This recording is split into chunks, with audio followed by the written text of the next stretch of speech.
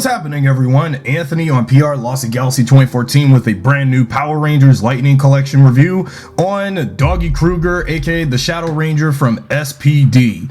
This was actually before I even got the two Lost Galaxy figures in that Psycho Red Ranger. Shadow Ranger, if you believe it or not, was my first, Hasbro Power Rangers Lightning Collection toy grab back last year. I've had Shadow Ranger for a while, but I just want to do a quick video review on him because this was probably one of my first, ever major toy grabs of SPD. And don't you worry, even though SPD Red is coming out along with the other Wave 4 figures of Beast Morphers Blaze, Zeo Blue Rocky from Zeo, and of course Trini, the original Yellow Ranger from MMPR.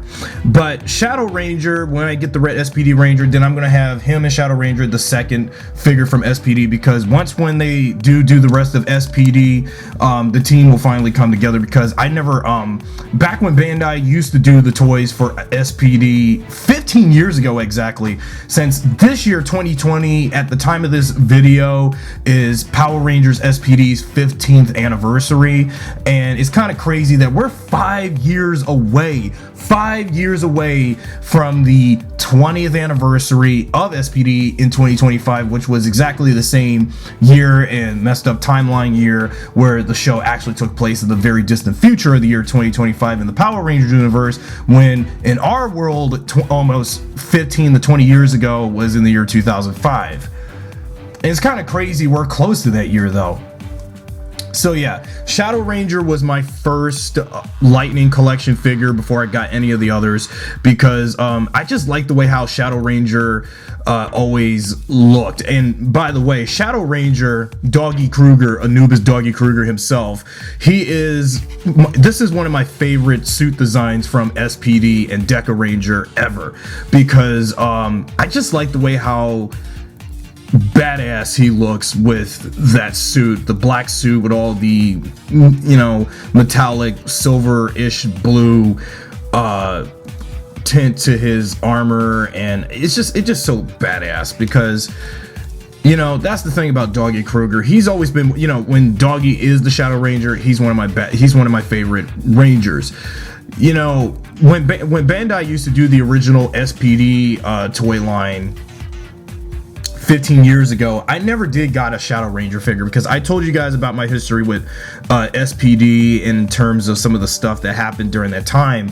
That I was becoming a teenager in 2005, and after Dino Thunder and when Disney started doing Power Rangers from SPD until RPM, I was just not really interested with seasons like SPD and stuff, because at first I just couldn't get into SPD and all the other 4 Disney seasons. Well, yeah, RPM is great and all, and Jungle Fury, but Mystic Force and Overdrive was just mediocre to terrible. But SPD, I felt, was as time went on, years later now, the season starts to grow on me, where I just felt like, yeah, they had a lot of great stuff going for it with characters like Doggie, Doggie here, and as well as Rangers like Jack in Bridge, and then villains like Emperor Grum. And it also had a great compelling storyline, although it can be controversial among any Ranger fan. Yeah, before I go ahead with the figure again, real quick, like all Lightning Collection figures, there's on the packaging has nice artwork of, Doggie as the Shadow Ranger, although, even though I've had this for almost months now, but the box is a little screwed up, because you can see a dent on my box. It wasn't like that when I first got the figure last year. And for some reason, based on the promo image of Shadow Ranger, on the actual figure, for some reason, the wrist cufflinks to his gloves of his costume is missing paint, because on the actual figure I tried to use some red Sharpie to fix that, but I guess that was not going to work. But I at least managed to get one of my metallic silver Sharpie markers. Let me get the focus on that. My metallic Sharpie marker to make this exactly the same color as the SPD badge has always been, but close enough, I guess, close enough effort to capture the on-screen essence of how the costume always looked. But it's just, for some reason, there's red missing on the wrist, the wrists of the gloves of the suit for some reason. that's another thing that's wrong. But yeah, let me put the box away. I know what it looks like every other Lightning Collection box. Look at the accessories. Like, all Lightning Collection figures will come with interchangeable hands. Of course, you know, when I first started getting these figures, because of, you know, the amount of fans and the fandom were going hoopla about these figures, because yeah, they are so much better than Bandai's Power Ranger legacy figures and stuff and past toys they've done over the years. The only best things Bandai ever did great or so with Power Rangers was the Morphers and Megazords and some vehicles. Action figures, not so much. That's why I waited until Hasbro would give us way delicate action figures than what Bandai had been doing for 25 years leading up to Hasbro doing this now since Beast Morphers on up. As with any other Lightning Collection figure, comes with a lightning piece where Shadow Ranger gets a swirly little small sword tornado effect, which is pretty good and is very translucent, and that's why I like these Lightning Collection figures with their translucent effect pieces. And then this is the Shadow Saber. Shadow Saber is not bad if you look at it. It's not a bad recreation of how it looks, like it always does, because at least, unlike if I were to have the original Bandai Shadow Ranger figure from the original SPD line, they would have left this unpainted, but luckily Hasbro did something right with that. His SPD morpher, I know it's a very small accessory. You can see the SPD logo here, and then this is the cut, and this is his neck piece when I put Doggie's head on him, and here's Doggie's head itself. Now, this is not a bad recreation of Doggie's head, and it actually looks a lot like the Doggie Cruger from the TV show, because I remember back 15 years ago when I had a few of SPD's action figures in early 2005, 15 years ago.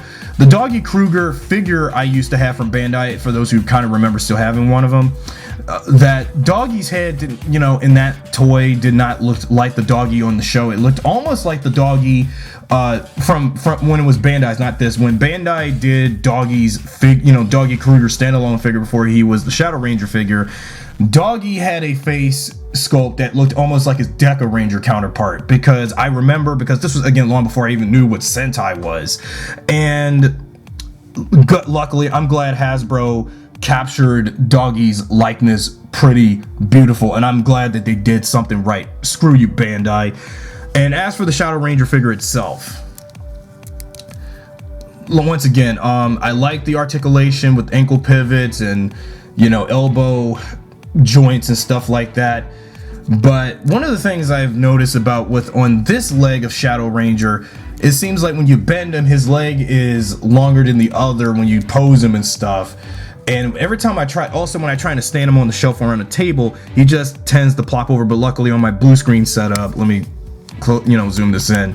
My blue screen setup has him kind of standing on this a little well, but if I chroma keyed Shadow Ranger on this background, you know, all the blue parts of his uniform will be invisible. So if I was doing this on a white background or something, that would be fine. Next time I do something like this, if I have any Rangers and if I'm going to chroma key some backgrounds for these reviews or something, that will be another method to keep these reviews going.